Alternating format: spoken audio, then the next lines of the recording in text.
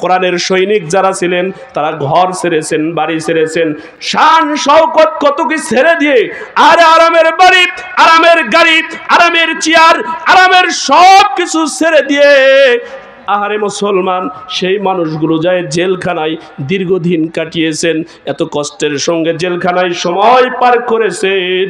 আরে কোরআনের বুলবুলি যিনি ছিল আল্লামা দেলওয়ার হোসেন সাইদি, আরে একজন রিমান্ডে যেই পুলিশ নিয়েছিল ওই পুলিশের বর্ণনা চোখের পানি ধরে রাখতে পারি নাই বন্ধু।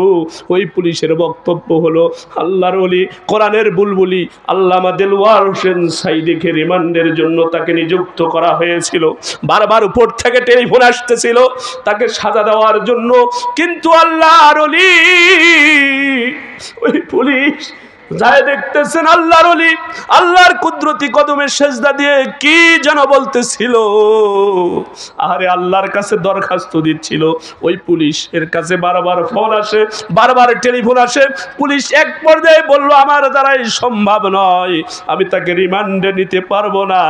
এমন চাকরি যদি আমার চলে যায় তবু এমন আল্লাহর ওলিকে আমি রিমান্ডে নিতে পারবো না।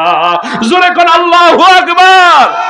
এজন্য আমি বলি ওরে ও নেতা নেত্রী আল্লামা সাইদি, ওরে ও নেতা নেত্রী আল্লামা সাইদি সেজেছিল না মৌলবাদী, সেজেছিল না জঙ্গিবাদী। ওরে ও নেতা নেত্রী আল্লামা সাইদি সেজেছিল না মৌলবাদী, সেজেছিল না জঙ্গিবাদী, সেজেছিল সোনার বাংলার সোনার মণি, সেজেছিল বাংলাদেশের কোরআনের বুলবুলি। আমার বন্ধুগণ, আমার ভাইয়েরা, এজন্য ইসলামের জন্য আমাদের কোরআনুল কারীমকে বাংলাদেশে কায়েম করার জন্য যারা জান দিয়েছেন, মাল দিয়েছেন, আহারে মুসলমান, আমাদেরকেও যদি প্রয়োজন হয় এই কোরআনকে রাষ্ট্রে কায়েম করার জন্য বাড়ি ছাড়তে হয়, ঘর ছাড়তে হয়, বিবি বাচ্চাকে ছাড়তে হয়, আমরা আমাদের বুকের রক্ত দিয়ে হলো বাংলার জমিনে কোরআনের রাজ কায়েম করব ইনশাআল্লাহ। আমরা আল্লাহকে বিশ্বাস করি, এই জন্যই আমাদের ইমানের বারুজ হয়তো মিটমিট করতেছে, তারপরেও কেউ যদি আমাদের রসুলকে নিয়ে, কেউ যদি কোরআনকে নিয়ে, কেউ যদি ইসলামকে নিয়ে ব্যঙ্গ করে, কটূক্তি করে, এজন্যই দেখবেন নামাজ পড়ুক আর না পড়ুক, মুখে দাড়ি থাক আর না থাক, ইমানের বারুজ থাকার কারণে ময়দানে ঝাঁপায়া পড়ে। কথা বলেন ঠিক না বা ঠিক? আমার বন্ধুগণ, আমার ভাইয়েরা, আমার মুসলমান বাজান গো, যেই কথাটা বলতেছিলাম, তাহলে আল্লাহর কাছে প্রিয় তারা যারা এক নম্বরে ঈমান আনবে। আহারে মুসলমান, আজকে তো আমরা ঈমান পেয়েছি, আমরা ঈমান পেয়েছি কোনো দরখাস্ত দিয়ে নয়, কোনো কষ্ট সহ্য করে নয়, আমরা কোনো স্টিম রোলার আমাদের শরীরে চালানো হয় নাই, অটোমেটিক আমরা ঈমান পেয়েছি, আলহামদুলিল্লাহ বলি। কিন্তু এই ঈমান সাহাবায়ে কেরামের দিকে তাকায় দেখেন, তারা ঈমানদার হইতে গিয়ে, এই ঈমান আনতে গিয়ে বাড়ি ছেড়েছেন, ঘর ছেড়েছেন, জায়গা ছেড়েছেন, জমি ছেড়েছেন, সব কিছু ত্যাগ করেছেন। নবীর সাহাবী আব্দুল্লাহ, আল্লাহর নবীর সাহাবী হযরতে আব্দুল্লাহ, তিনি ইসলাম কবুল করার কারণে, ঈমান আনার কারণে তিনি যখন বাড়িতে গেছেন, তারা 50 ডাক দিয়ে বলতেছে, ও আব্দুল্লাহ, তোমার ঈমান ত্যাগ করতে হবে, না হইলে তোমার জায়গা জমি বাড়িঘর যা আছে সব তোমাকে ছেড়ে দিতে হবে। আল্লাহর নবীর সাহাবী ডাক দিয়ে বলেন, আমি বাড়ি ছাড়তে রাজি, আমি ঘর ছাড়তে রাজি, আমি জায়গা জমি সব কিছু ছেড়ে দিতে রাজি আছি, তবু আমি ঈমান ছাড়তে রাজি নাই। আল্লাহু আকবার বলেন, ঈমান ছাড়তে রাজি নাই। আরে মুসলমান, এক পর্যায়ে তার জায়গা জমি বাড়িঘর সব কিছু নিয়ে নেওয়া হলো এবং ডাক দিয়ে বলা হলো, তোমার পরনে যেই পোশাকটা পোশাকটা আছে সেই পোশাকটাও তোমাকে খুলে দিতে হবে, কারণ ওই পোশাকটা হলো আমাদের টাকায় কেনা।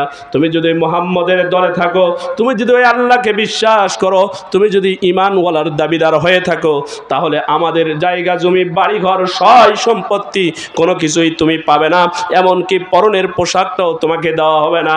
পরনের পোশাকটা পর্যন্ত আল্লাহর নবীর সাহাবীর কাছ থেকে খুলে দেওয়া হলো। আরে মুসলমান আমার বন্ধুগণ, আল্লাহর নবীর সাহাবী পোশাকটা খুলে দিলেন, তার মা একটা চাদর নিক্ষেপ করলেন, চাদরটা দিয়ে শুধুমাত্র লজ্জাস্থান থেকে নবীজির দরবারে গিয়ে হাজির হয়েছেন। জোরে কোন আল্লাহু আকবার। এজন্য ভাইরা আমার, ইমানের জন্য যদি বাড়ি ছাড়তে হয়, ঘর ছাড়তে হয়, কোরআনের আন্দোলন করতে গিয়ে যদি রক্ত দিতে হয়, আরে মুসলমান সব কিছু যদি আমাদেরকে ছেড়ে দিতে হয়, আমরা দেখেছি ইতিপূর্বে আমাদের রাহবার যারা ছিলেন, কোরআনের সৈনিক যারা ছিলেন, তারা ঘর ছেড়েছেন, বাড়ি ছেড়েছেন, শান শওকত কত কি ছেড়ে দিয়ে আর আরামের বাড়ি, আরামের গাড়ি, আরামের চেয়ার, আরামের সব কিছু ছেড়ে দিয়ে আহারে মুসলমান সেই মানুষগুলো যায় জেলখানায় দীর্ঘদিন কাটিয়েছেন, এত কষ্টের সঙ্গে জেলখানায় সময় পার করেছেন। আরে কোরআনের বুলবুলি যিনি ছিল আল্লামা দেলওয়ার হোসেন সাইদি, আরে একজন রিমান্ডে যেই পুলিশ নিয়েছিল, ওই পুলিশের বর্ণনা চোখের পানি ধরে রাখতে পারি নাই বন্ধু। ওই পুলিশের বক্তব্য হলো আল্লাহর ওলি কোরআনের বুলবুলি আল্লামা দেলওয়ার হোসেন সাইদিকে রিমান্ডের জন্য তাকে নিযুক্ত করা হয়েছিল।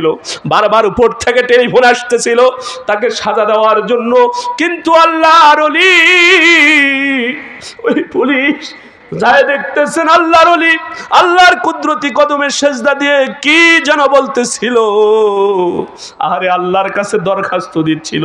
ওই পুলিশের কাছে বারবার ফোন আসে, বারবার টেলিফোন আসে। পুলিশ এক পর্যায়ে বলল, আমার দ্বারাই সম্ভব নয়, আমি তাকে রিমান্ডে নিতে পারবো না, এমন চাকরি যদি আমার চলে যায় তবু এমন আল্লাহর ওলিকে আমি রিমান্ডে নিতে পারবো না। জোরে কোন আল্লাহু আকবার। এজন্য আমি বলি, ওরে ও নেতা নেত্রী আল্লামা সাইদি, ওরে ও নেতা নেত্রী আল্লামা সাইদি, সেজেছিল না মৌলবাদী, সেজেছিল না জঙ্গিবাদী।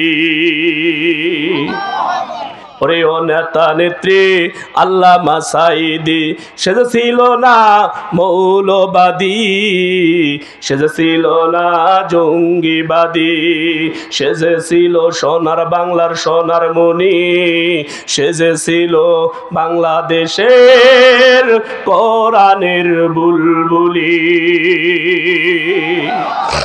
আমার বন্ধুগণ, আমার ভাইয়েরা, এজন্য ইসলামের জন্য আমাদের কোরআনুল কারীমকে বাংলাদেশে কায়েম করার জন্য যারা জান দিয়েছেন, মাল দিয়েছেন, আহারে মুসলমান, আমাদেরকেও যদি প্রয়োজন হয় এই কোরআনকে রাষ্ট্রে কায়েম করার জন্য বাড়ি ছাড়তে হয়, ঘর ছাড়তে হয়, বিবি বাচ্চাকে ছাড়তে হয়, আমরা আমাদের বুকের রক্ত দিয়ে হলো বাংলার জমিনে কোরআনের রাজ কায়েম করব ইনশাআল্লাহ।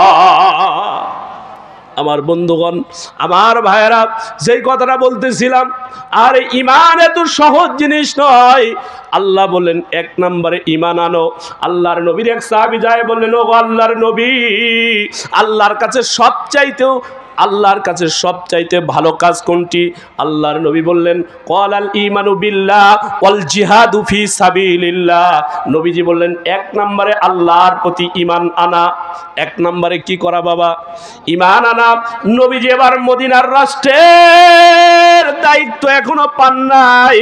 মক্কাতে আল্লাহর নবী আখিরি জামানার পয়গম্বর মক্কার নির্যাতন সহ্য করতেছেন, এমন তো অবস্থায় নবী এখনো মদিনায় যায় নাই। সেই মদিনাতে একজন ইহুদির ঘরে আমার আল্লাহ কোরআনের এক সৈনিককে পাঠায়া দিয়েছে। সেই সন্তানটার নাম হলো আল্লাহর নবীর এই ছোট্ট সাহাবী, যার বয়স হলো 8 থেকে 10 বছর হবে। আমার মুসলমান ওই সাহাবীর নাম হলো হযরতে হুবহাব রাদিয়াল্লাহু তাআলা আনহু। হযরতে হুবহাবের বাবা হলেন ইহুদি, তার মা হলো ইহুদি।